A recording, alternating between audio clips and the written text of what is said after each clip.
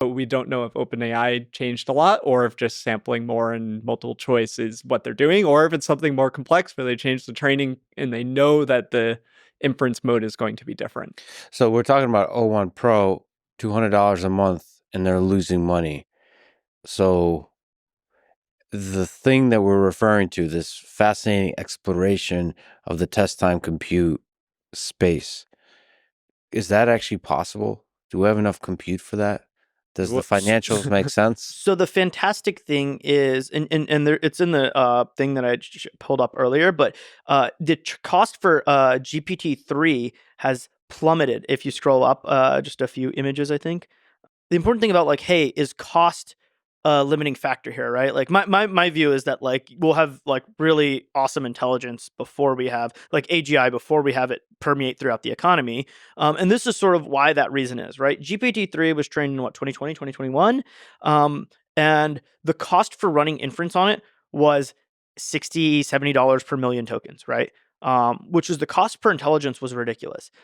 Now, as we scaled forward 2 years, we've had a 1200x reduction in cost to achieve the same level of intelligence as GPT-3. So here on the x-axis is time over just a couple of years, and on the y-axis is log scale dollars to run inference on a million tokens. A million. And so you have just a linear decline on log scale from GPT-3 through 3.5 to Llama. It's like 5 cents or something like that now, right? Which is versus $60, 1200x. That's not the exact numbers, but it's 1200x. I remember that number is the humongous cost per intelligence, right? Now, the freak out over DeepSeek is, oh my God, they made it so cheap.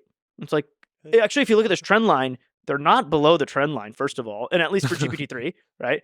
They are the first to hit it, right? Which is a big deal. But they're not below the trend line as far as GPT-3. Now we have GPT-4. What's going to happen with these reasoning capabilities, right? It's a mix of architectural innovations, it's a mix of better data, and it's going to be better training techniques and all of these different better inference systems, better hardware, right? Going from each generation of GPU to new generations or ASICs, everything is going to take this cost curve down and down and down and down.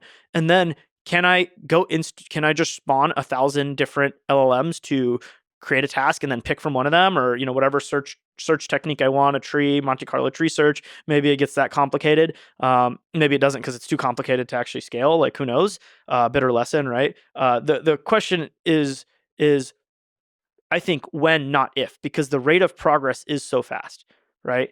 9 months ago, Dario was saying, Dario said 9 months ago, the cost to train an inference was this, right? And now we're much better than this, right? And DeepSeek is much better than this. And that cost curve for GPT-4, which was also roughly $60 per million tokens when it launched, has already fallen to, $2 or so, right? And we're going to get it down to cents, probably, for GPT-4 quality, and the same, and then that's the base for the reasoning models like O1 that we have today, and O1 Pro is spawning multiple, right, and O3 and so on and so forth. These search techniques too expensive today, but they will get cheaper, and that's what's going to unlock the intelligence, right? So it'll get cheaper and cheaper and cheaper.